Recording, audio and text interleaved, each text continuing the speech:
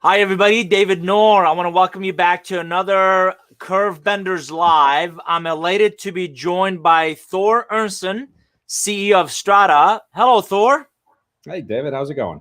Good to see you. I appreciate our time together this morning on the Curve Benders podcast. And for our audience, if you haven't had a chance to listen to it, norgroup.com/podcast is a great place to go listen to the latest episode with Thor.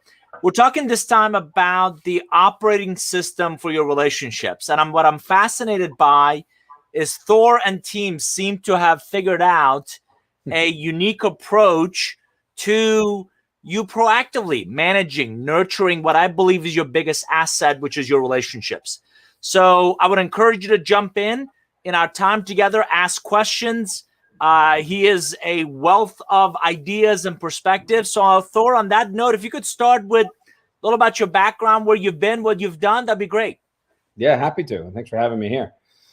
So the one thing I'll say is what we're doing isn't unique. We're just helping people do what they're already doing. And it's funny when I have conversations, especially with people like you that are experts in this topic. We've all sort of come to the same general type of conclusion. The tactics are different, but the underlying principles are pretty much always the same. And it's about being authentic and staying in touch and actually caring about other people. And turns out there's really no tools for it. And the way I got to that point was trying to do it myself for, almost 20 years of traveling, being in different places, living in different places, working in different industries, and really trying to build relationships kind of from scratch each time and running into the same stumbling blocks. And it was just really interesting to me that there was no real tools to help.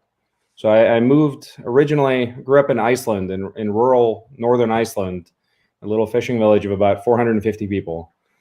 And then moved, like all of us do, to northern Alabama. And that was obviously a culture shock and many other things that would take several hours and stories best shared over a beer. And then realized that you're trying to get into a new area, new language, new culture, new everything, but really it all starts with the same thing. It starts with relationships. It starts with, working with people, building relationships, building friendships, and then figuring out what to do with that. And then in a roundabout way that led me through Canada and then the tech world here, primarily on the East Coast, but a bit on the West Coast as well. I'm happy to go into any of those experiences or have a free flowing conversation. We'll leave it up to you.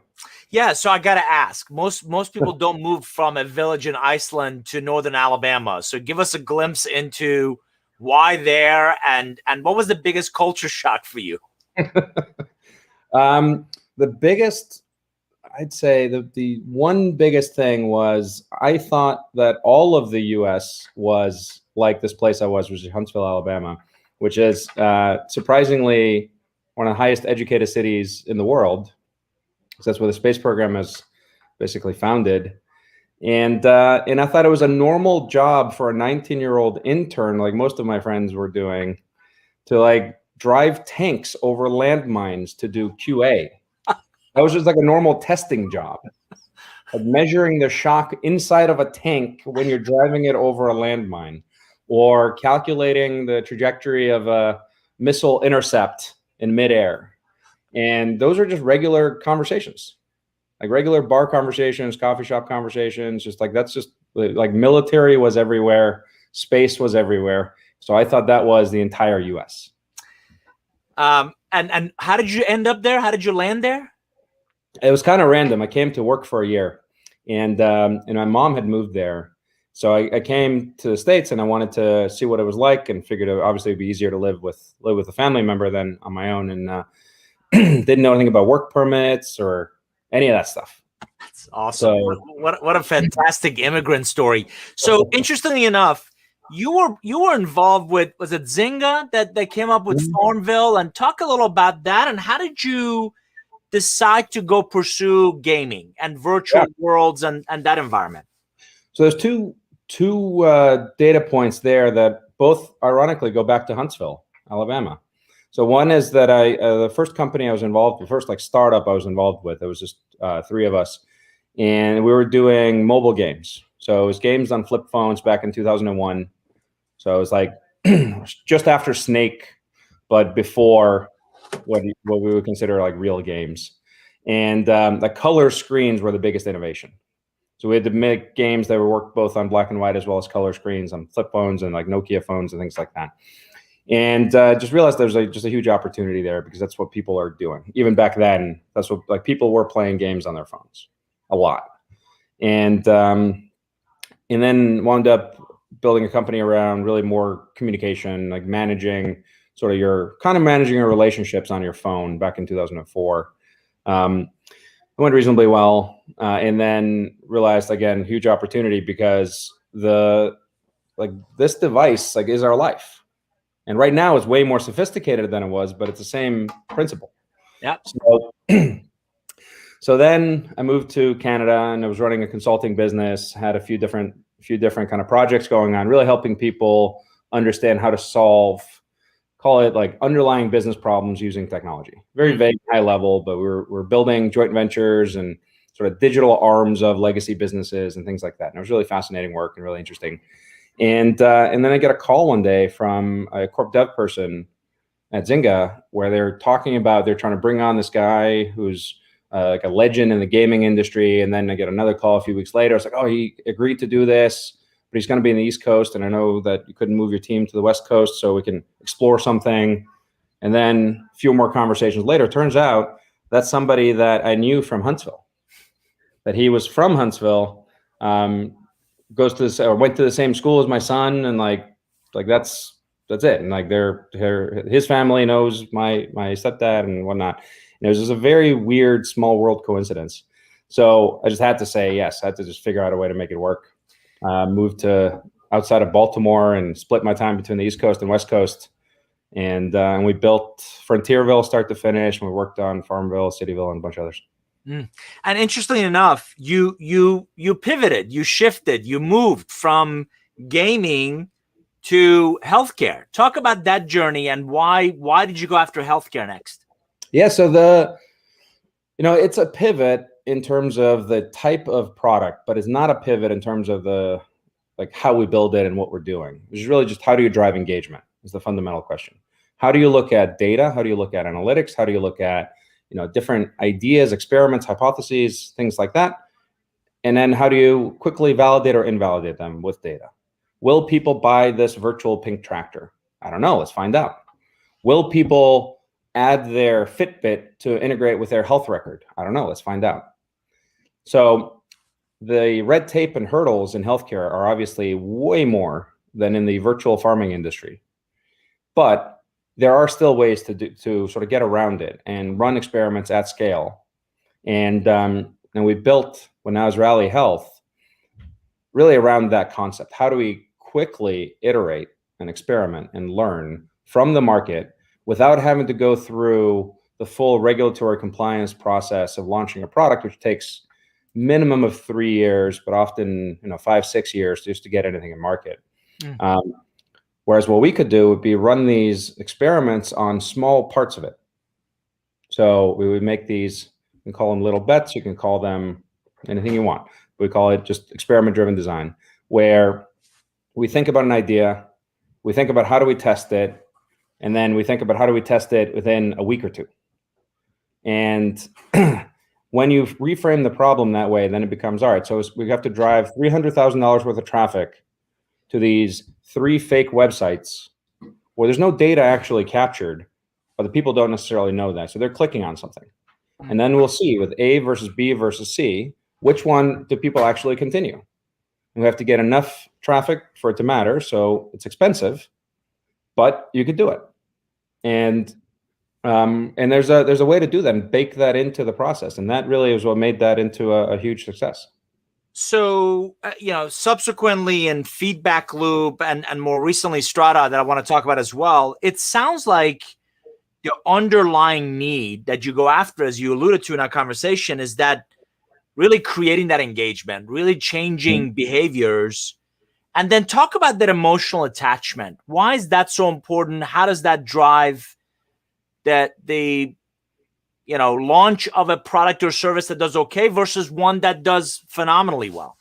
Yeah, it's a great question. So and just for context, so Feedback Loop is a platform to help deliver that type of experimentation to any company. We have half the Fortune 100 as clients, and they use it to figure out what people want. And what people want today is totally different from 2 years ago. If you're relying on data from 2019, it just doesn't matter, basically. So we realize there's a huge opportunity, and research is where the solutions are supposed to live, but they're not necessarily equipped with the tools they need. So we bridge the gap between product managers making decisions and researchers generating data. So our platform is the fastest and most robust way to do that, really, of anything out there. And because the opportunity there was so big, because you can think about how many times you have a conversation. Even if you take a look at the book covers behind you, there's a conversation. What should it be? And it impacts in a big way. It's like, will people pick this book up? And the publishers will have some tools to help, but not really. So it's really on you as the author to say, well, this one's going to work and this one's not, and here's why, and so on and so forth. And what most people do is post it on LinkedIn or somewhere like that and say, do you like A or B or C better? Right? So imagine having a group of thousands of potential readers. You could just ask them in real time. And what we're trying to do on the back end of that is build a habit and create this sort of emotional attachment, if you will, to data, where we're empowering anybody in the organization to step up and say, well, wait a minute, is this really the right call? Do people really want this? Right? And it changes the conversation. And then with Strata, it's the same kind of thing. It's like, how do you now think about not just the data around your products and your market, but really yourself? You look inward and you say, what in my life is my most important asset? What in my life is, what's going to enable me to do these things that I want to do? And in I'm not even going to say 99 out of 100, because it's really like 100 out of 100 cases. It's the people around you, it's your network, it's your team, it's those kinds of things. Then when you ask a few questions, well, how did you recruit them? How did you come to work there? How did this happen? And it's always the same of like a random coincidence. They're not random. So two really interesting points illustrate themselves over and over again in every conversation we've had. One, I got to tell you, in 55 episodes of the Curvebenders podcast, I don't think anybody's ever said an emotional attachment to data, right? So kudos on that one. And number two, I love this inquiry, this experimentation, this exploration that, Thor, you're driven by. My question of you is that, do you believe is that nature? Were you born this way? Or is that nurture something you had developed in your career and your past success? It's a combination. There's definitely a natural element of exploration that is baked into every single person from Iceland, period. And arguably any volcanic rock in the middle of the ocean. They want to see what else there is, what's around. And as a country, it's gotten us in hot water a few times, but overall, we've done pretty well for our little size. And then what I found myself is, if I'm pushing myself to learn, good things happen. If I'm pushing myself to try something, not necessarily try something new, but try something that I'm not sure about the outcome, if that makes sense. So it's like, it's a hypothesis. I believe this to be true. Let's find out, right? Or it's an assumption. This is true. Well, if it's not, then what's the problem? There's a huge problem. So let's go find out. And by definition, you've got to be ready for the less than comfortable response you may get and the need to maneuver, right? So you and I've seen one of the biggest mistakes a lot of managers to entrepreneurs make is they become very myopic and stubborn on those assumptions. And I'm going to force my way into making this work versus what does the data really tell me? And my courage to act in a different direction than what I had maybe previously thought. What's the difference between the two? What have you seen to be the big difference between the two? For sure. So the first is the most common behavior, and is really just risk avoidance. Like I would like, it is myopic in that they want to focus on a small set of things that they can do well on and not touch or know about anything else. because it's easier. So if you go back to like the human level of this, like why would they? They have no incentive. Nobody has an incentive to think outside the box or do anything that's not a part of their job description in a large company. And this is a conversation I've had with executive teams over and over and over, where they say we're the most innovative, we're this, we're that, we're creating the future, and all these cool McKinsey created buzzwords. But at the end of the day, nobody has the incentive to do those things. And not only that, they have huge disincentives. Something goes wrong, you get fired, right? And that's in the vast majority of cases. So it takes exceptional leaders and exceptional companies to really break that. And really it's led currently by the tech world. So you look at somewhere like Amazon, and they encourage taking bigger risks. And there's a famous quote about like, as the business scales, so do our bets. And what that means is you go somewhere, you launch something like the Fire phone, like it was called, which nobody cared about. And it was a huge flop. But because of it, that was their entry into voice, which now is one of their main areas and main like vectors of competition in the entire tech industry.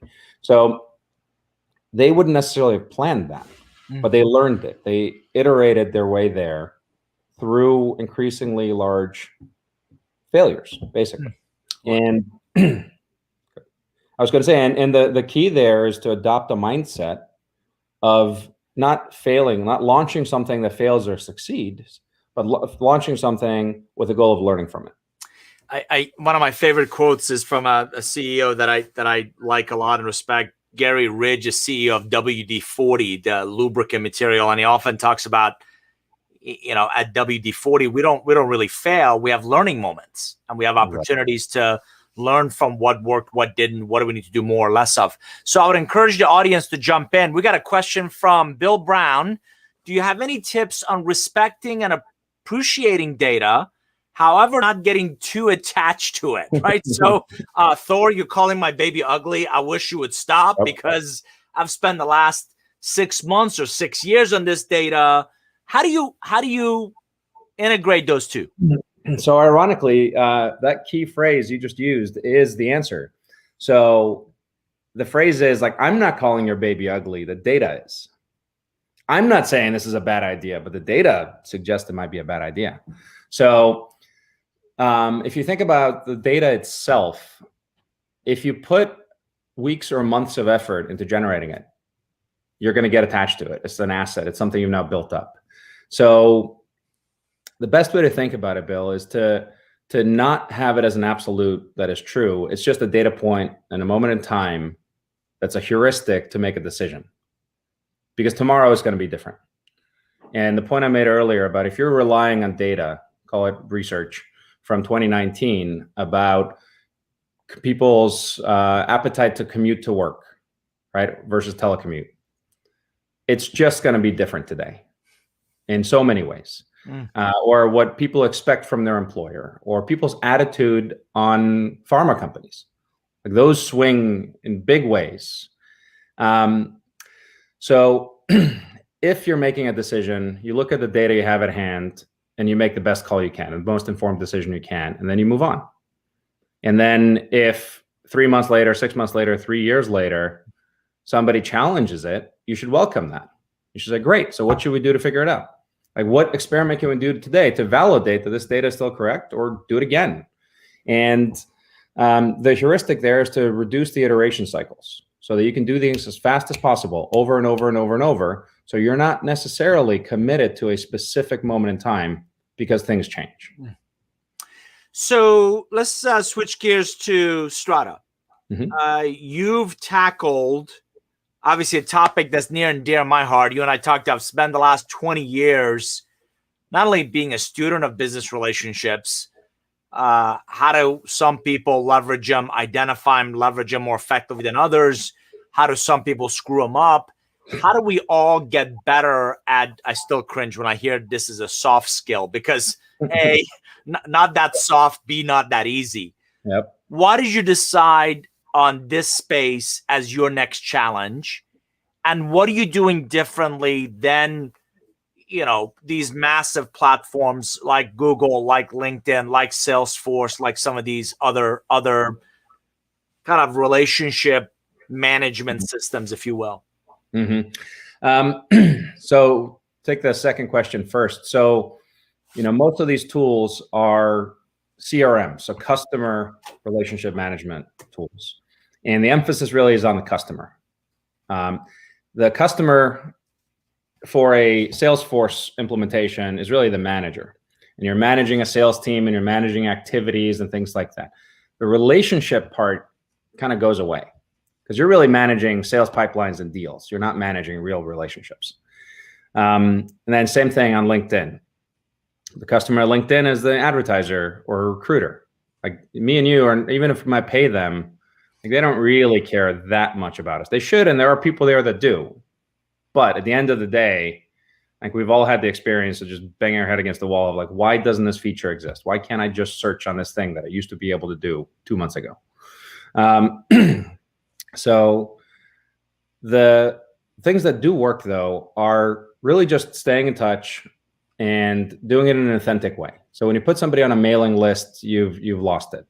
When you put somebody, when you put somebody into an automated marketing drip campaign, it just doesn't, it's not authentic anymore, and people just smell it and react badly to it, and it's not good. However, if you just say like, oh, there's this like half an inch of snow in Atlanta, how are you doing, David? Like knowing that causes just havoc. People freak out. For our audience, we forget how to drive. We'll go halfway up the hill and stop when it snows. It is not a pretty sight. I'm just saying. So if I just send you a note, just saying, how are you doing? Just that simple. Just knowing you're in Atlanta, it's contextual. Here's what's going on. Or one of the fun things we're doing. So with Strata, what we do is we look at your communication, your networks, your calendar, and things like that.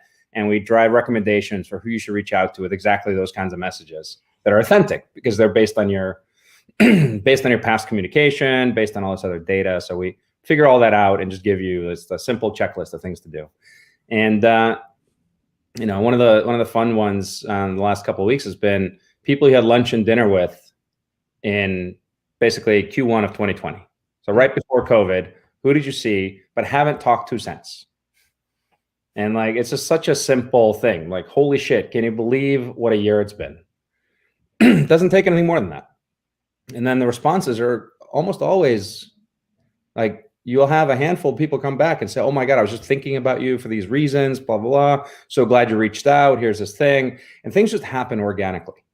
Right? And those are the kind of the random coincidences that come up that really aren't that random. So just staying in touch, staying top of mind, and being genuine about it is really the key. And CRMs don't do that. The personal CRMs don't really do that either. They all just become like enhanced Rolodexes. When really all you need is like, all right, here's the 10 things to do right now. All right, you do those 10, great. Here's 40 more.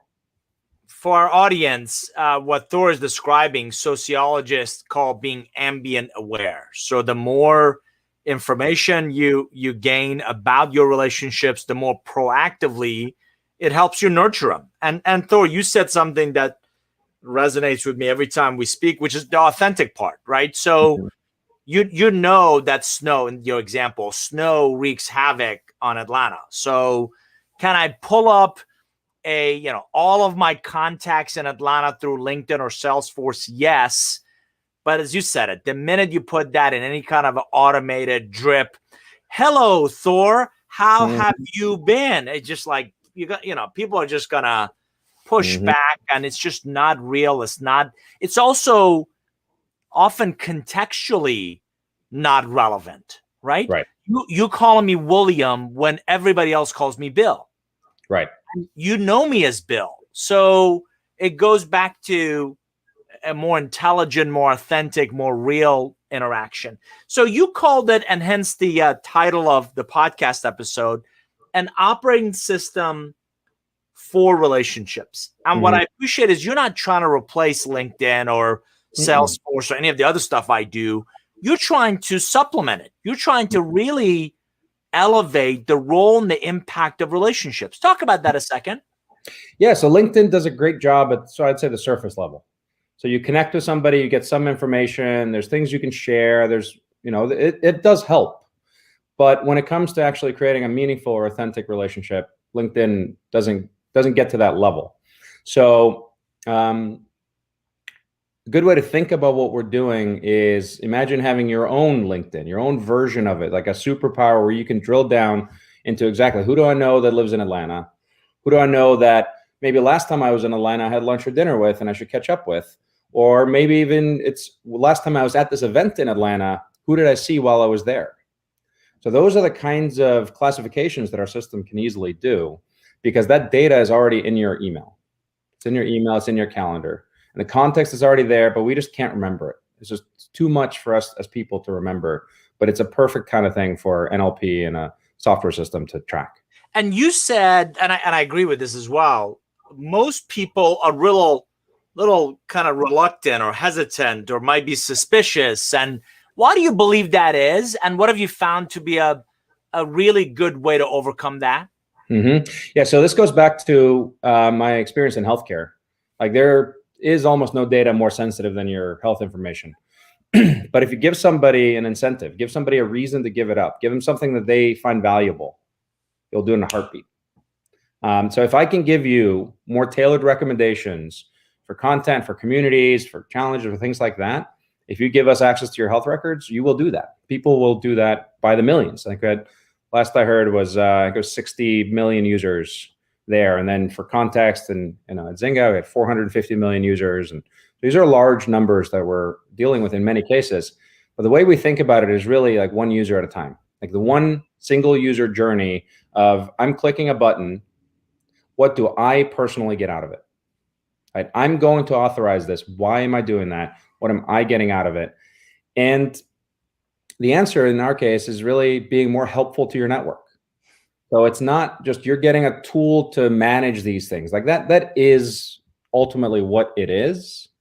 But the value is you are now able to be more helpful to your network so that when somebody needs something, you know who to reach out to.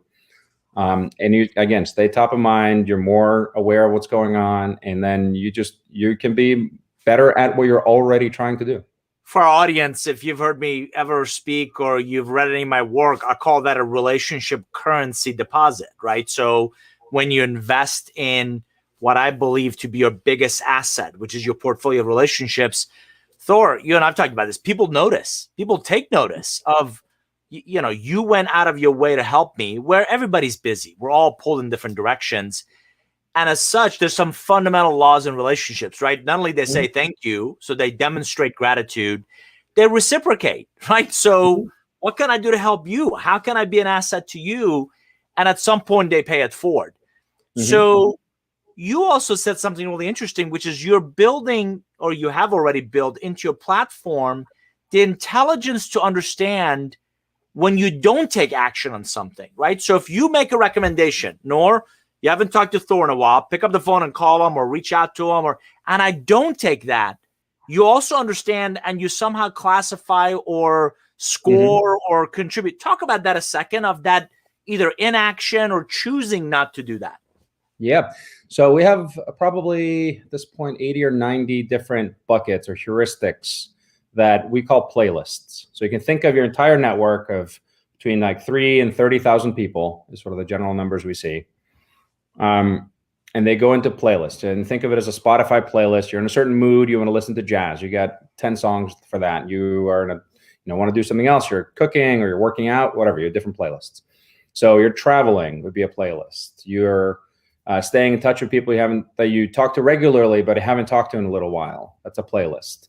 And then we have one now that's, I know people you haven't talked to in 2 or 3 years, but you used to talk to regularly.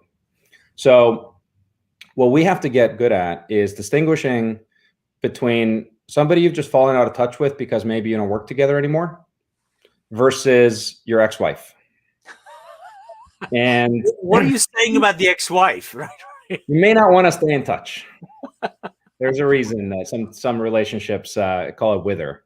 And, and that's a good example where, if it's a strong recommendation and when we make the recommendation, we have an expected outcome. So we measure the action versus the expected outcome. And if there's a big enough delta, it's flagged, and we say, all right, so there's an issue here. Like, this should have been a great recommendation, but nothing happened. So it's a tricky one, but obviously users will be able to get feedback and just say, like, oh, no, just ignore this person, not interested in this person.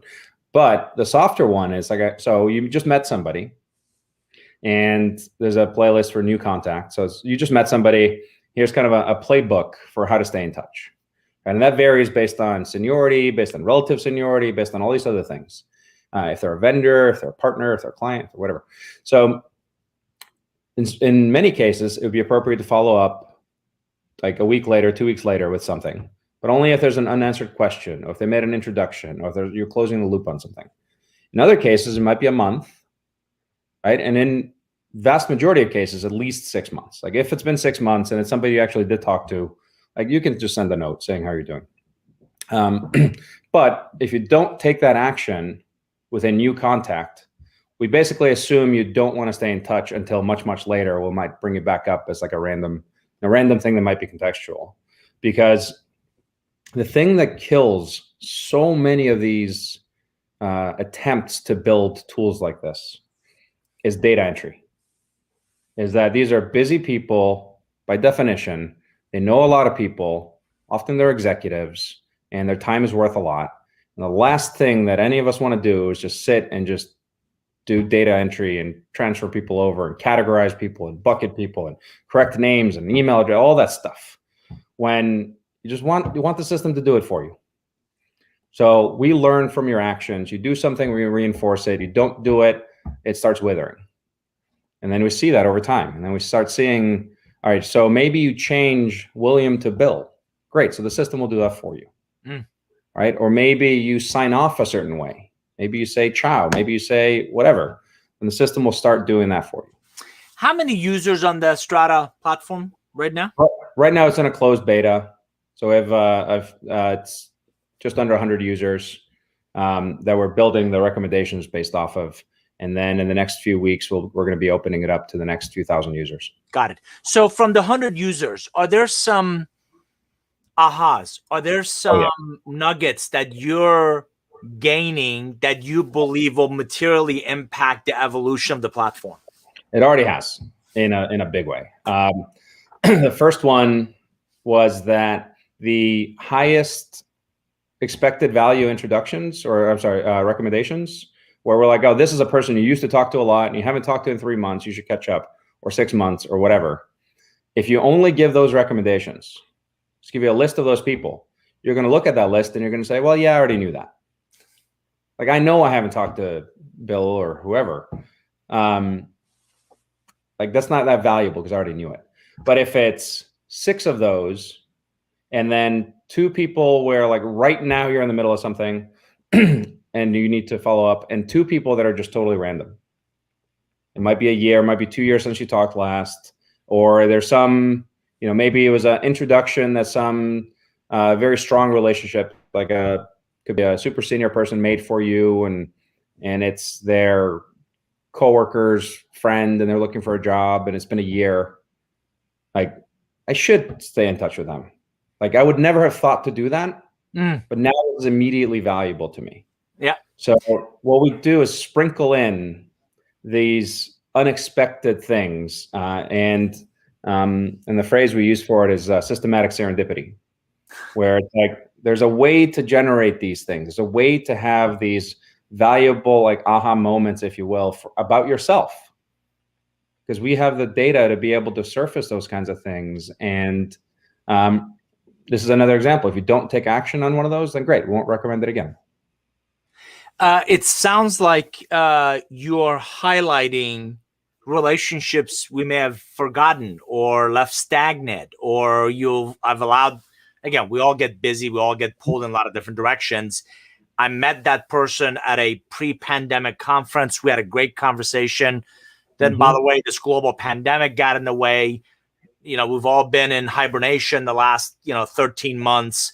Now, as we come out, your engine gives me that aha moment of, ooh, I really enjoyed meeting Susan, or Hector and I really hit it off at that last conference. And I would love to, and Patty is jumping in. I love that too. That systematic serendipity is like a dopamine hit, right? So Right. Patty and I had a great conversation. Absolutely want to reach out to her and kind of reconnect and re-engage.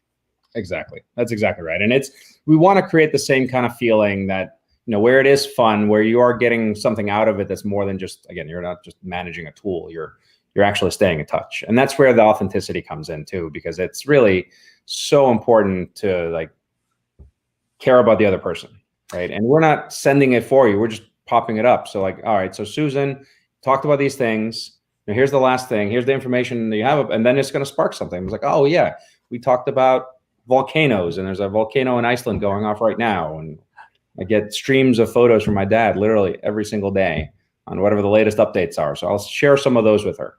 Didn't you force the rest of us to fly around your country a few years back? I distinctly remember clients and friends that were stuck trying to get around your country. Abed had a great comment, great discussion. Would love to host you for our college students and academia. Absolutely, Abed. This is as critical for those in the spring of their careers. Absolutely. Thor, I was going to tell you, I still see leaders that, I don't think it's intentional, but in some ways they mismanage their relationships. Absolutely. Is your platform as relevant for intra-company, right? Maybe different divisions or functions or departments as it is external to the organization? Yeah, so we do have a product for private communities, like member communities, where it's like introducing people there. The corporate side is a little bit different because there's a lot of matchmaking tools and HR compliance tools and things like that get into a different area. We stay away from that. So we generally deal with peer-to-peer communities.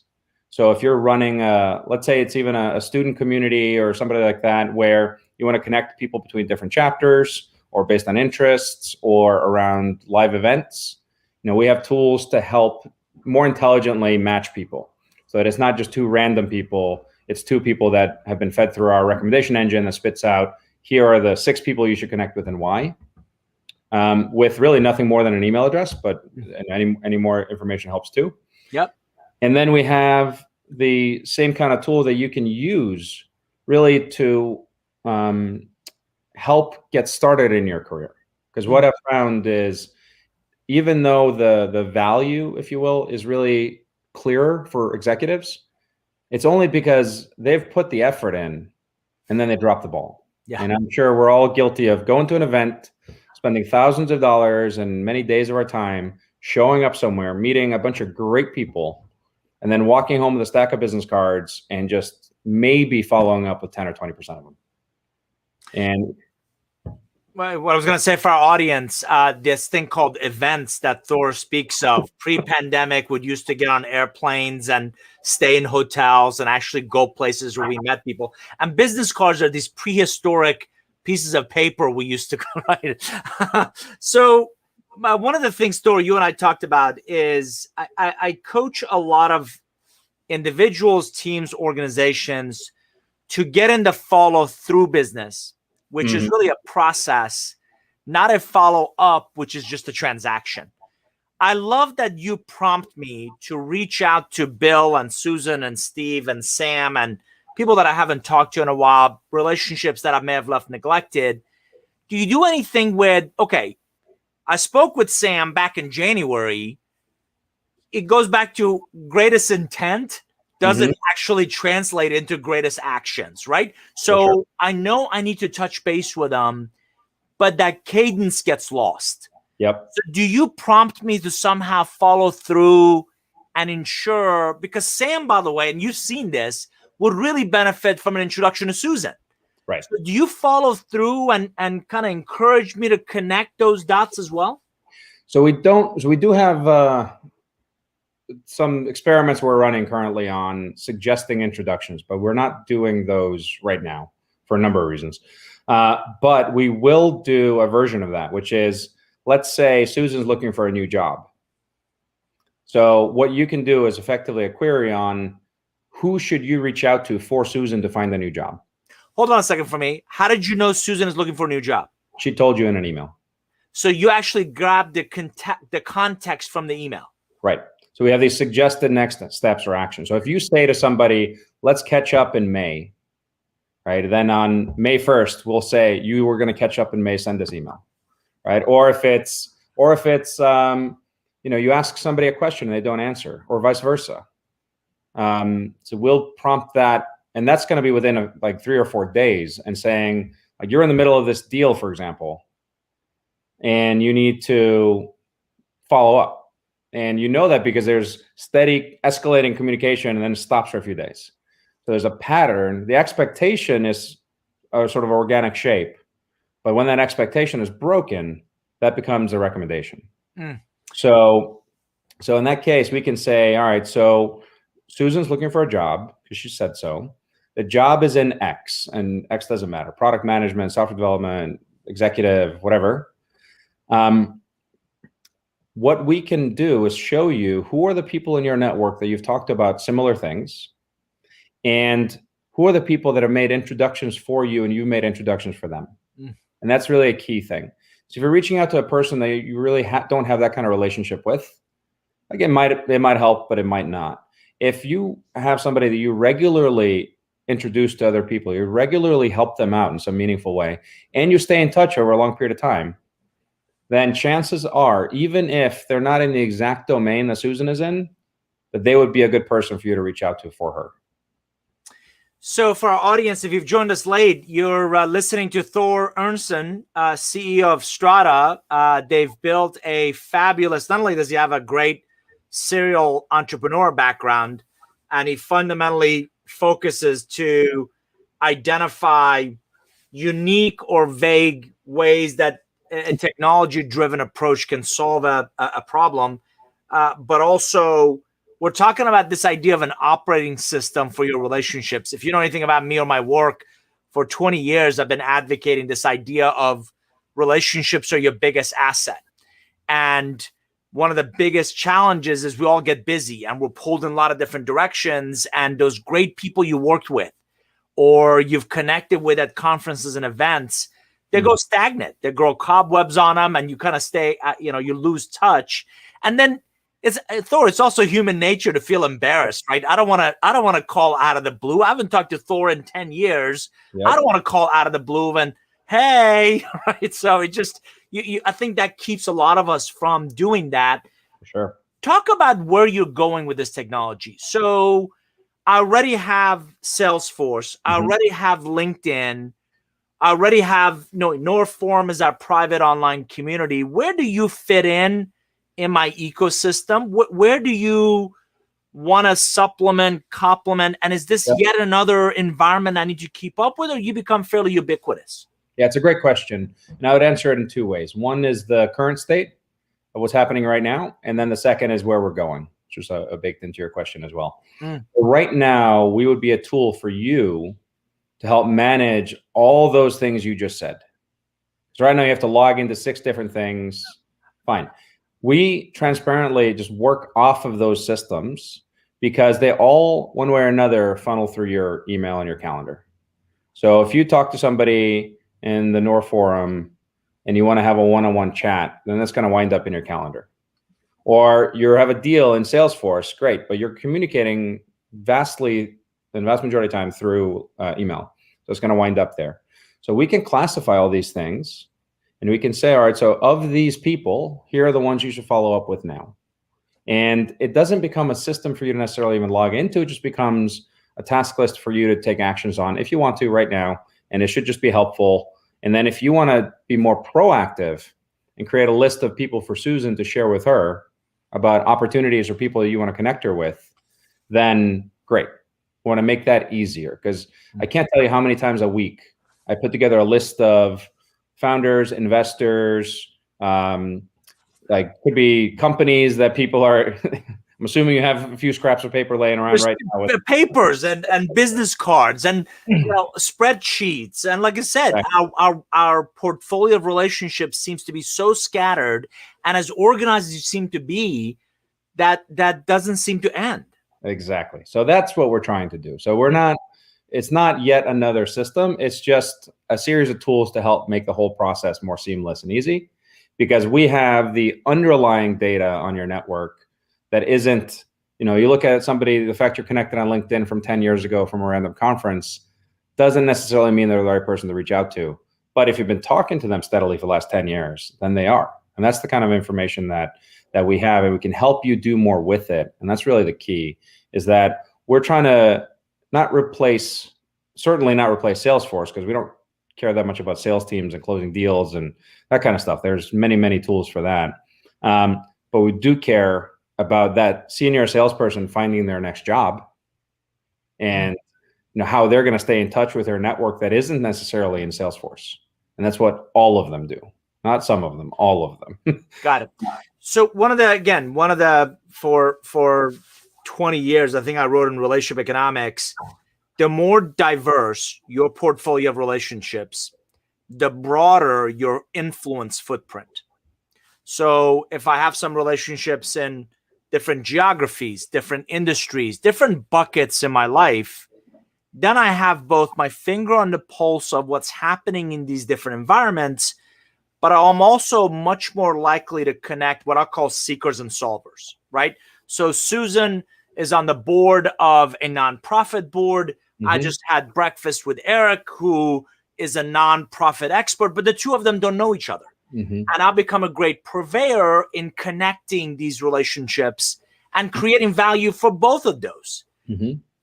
Is your recommendation engine, is it possible to have increasingly more that contextual data point, right? So again, I think, as you said, you scan the emails, you scan the, I think calendars. Do you know that Susan's a nonprofit? I mean, are there industries and type things? And then how do I bring in insights from the coffee meeting with Eric that he's a nonprofit expert to connect the two of them? Yeah. So at some point, like I said, all that information winds up in your email one way or another. And it could be somebody sends you their resume. Somebody says, I'm looking for a nonprofit, blah, blah, blah. All right. It could be looking to hire somebody, looking to find a role like that, whatever it might be. There's keywords. So we extract intent and then match that intent exactly like you said. People need X, people have X. There you go. And then the other thing that's really neat, that's super helpful personally, in that scenario, you connect to Susan and Eric. Those are the two fictitious people you're dealing with. So you connect Susan and Eric. You should follow up 2 weeks later with both of them to see how it was. Was it helpful? And in so many cases, they dropped the ball. They both wanted to do it, and they just didn't. One reason or another, somebody had to reschedule, and it never got back on the calendar. And then because you go out of your way to check in on them, all of a sudden, like, everything happens. It keeps your value add on top of mine, right? It elevates your status in both their minds, that you were diligent enough. I love this, right? So for our audience, and I promised myself I wasn't going to bring Marvel into it, but let's be honest. You've created Jarvis for Iron Man, for our relationships, right? So Jarvis, who should I be calling today? Pretty much. And here's this engine that's going to make these recommendations. You and I also talked about the biggest reason people don't do this is they forget, they get sidetracked, or it becomes a high hurdle to actually do some of these things. Are there, from your experiments, from your pilot group, are there other reasons that you've come up with that we don't follow up and follow through?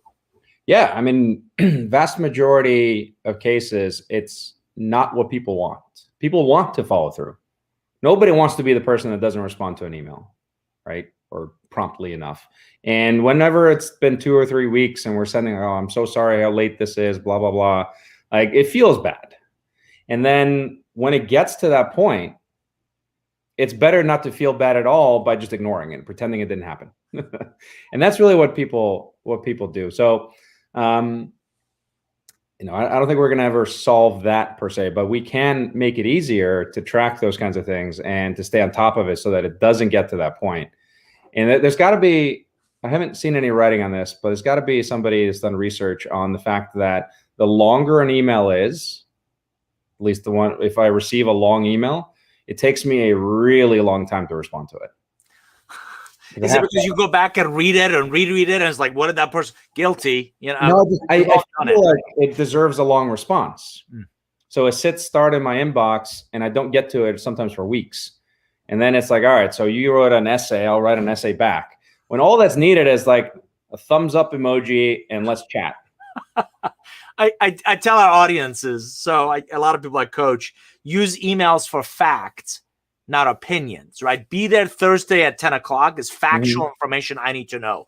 If it starts with, I think maybe we should, we're going to get a lot of back and forth. And I'm sure, Thor, I'm sure you never see this, but have you seen emails where people copy 15 people and then somebody inevitably feels compelled to reply back with thanks? Yep. And then somebody else says, no, thank you. So I finally type unsubscribe because that's just not adding any value to any of our lives. And as you said, it's probably a 15-minute conversation that doesn't move us. So talk about, and again, in the podcast, the Curve Benders podcast this morning, we talked about people that have had a profound impact on you. Talk about how do you learn? How do you grow? An example of the relationships that continue to shape not just the entrepreneur, but the leader and the visionary that you continue to be. Yeah, I think one of the biggest is seeking out sort of peer communities and groups where you can have an open conversation. That's probably been the single most helpful resource to meet people that are peers, but also mentors in a way, where you can lean on them when you have a difficult challenge to solve and something like that. You have a forum of your own to really figure out, how do you think about this? Who are the other people you should talk to? What are the things I'm not seeing? So on and so forth. So trying to create, and I've seen a few different labels for it. I think it was, I think it was one of the LinkedIn guys. There was this concept of like a personal advisory board, if you will. Just thinking about who are the people in your life that you go to for different things. How do you cultivate those relationships? How are you not the person that's like only talking to them when you need something, or rather just there? And how do you help them back? Because no matter how senior or accomplished somebody is, like there's always things that come up. There may be things you know about. There may be things that are going on that you like. Just sending somebody a note, staying top of mind is 90% of it. And then the other stuff that comes up periodically is sort of icing on the cake. Where are you going with this next? What do you believe it can evolve to? Give us a glimpse into what this product roadmap. I know you're from your Farmville to Rally Health. You're already thinking of the next several iterations of this. Where's this platform going? I think you nailed it. You nailed it earlier. It's, you ask the question in the morning, what should I do today? And you just get a list. And that's it. And it's just like an AI assistant to help you with managing the most important asset in your life. And again, I know you talked about, raising capital as an entrepreneur. I work with a lot of P&L leaders who are trying to solve internal, external problems. Thor, this also seems to have really broad-based appeal, not just in the stage of or the season of your career, but regardless of whatever that outcome is that you're after. Again, I wrote in Relationship Economics, most networking fails because there's no purpose, there's no goal, there's no plan. Right. This approach of prompting you based on your calendar, based on your email, seems very broad-based appeal. For sure. Yeah. So there's a trap there, though, which is that if we try to solve all those problems, we're not going to actually solve any of them in a deep enough way. So our focus really is on people whose job and value is their network and is their relationships. So this would be people that are, there's various industries, but professional services is a big one. Things like recruiting, things like financial advice and things like that, where you're dealing with people that may need something every few years, but in the meantime, you got to stay in touch. It's like solving that problem of building an authentic relationship where you're trying to actually build a friendship. You're trying to cultivate a friendship. And then there may be some transactional benefits tied to it, but not necessarily. So in those scenarios, let's say, most people might change their job every 2 or 3 years. So I think the average tenure, something around that. And, the people you're going to work with in majority of cases for this subset is going to be people in their network. So how do you stay in touch with them? Not just when you're looking for a job, but Well, maybe you're hiring, or maybe all these other things. So that type of problem, and VCs, by the way, are like, if there's a Venn diagram of those kinds of problems, they're right in the middle of all of them. Because they're managing money, they are looking for founders, they're managing their portfolio and trying to help, and they're managing LPs that are investors in their fund. So it's like they have this problem in spades. That's our core audience, to really figure out how do we help them, because this is how they determine their value. And it's just such a clear, like the dots connect immediately. Now, the side benefits, if you will absolutely trickle down into students that are getting started. How do they, like, what is the playbook they have for relationships moving forward? Definitely for all kinds of other initiatives of just, when do you need to expand your network? Like D&I is a huge aspect of that. So like, how do you connect with people that aren't like you? How do you connect with people from different industries? How do you connect with people that look different from you? All those things are actually relatively easy problems to solve from a technology standpoint, but, and as all of us know, like, very hard problems from a human standpoint. So, yeah, for our audience, I ask a lot of executives beyond the lip service that seems to be the diversity, equity, and inclusion conversation. What are you doing to proactively make a real difference? And Thor, as you mentioned, identifying diverse pool of candidates, identifying individuals that are in bowels of these organizations as the next kind of tier of leadership development, identifying those that are, I saw a AI ML engine demonstration that with a high degree of confidence could predict who's about to leave. sure. Proactively reaching out to them and ensuring that they get reskilled, upskilled, or redeployed for us not to lose that talent. Mm-hmm. And all of these reinforce your comment of the nurturing of that relationship being so critical. In our last couple of minutes, I want to give you some closing thoughts about this idea of an operating system for your relationships.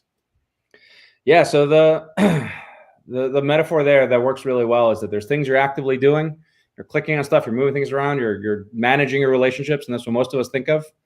But really, in an operating system, there's all the stuff that happens in the background. There's these threads that are running. There's just like activities that are going on. There's data gathering. There's monitoring. There's all this stuff that computers are excellent at, that people are just horrible at.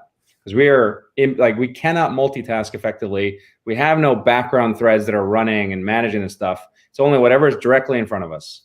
And the problem that I personally have had, and so many friends, is that when you need something in a relationship, it's too late.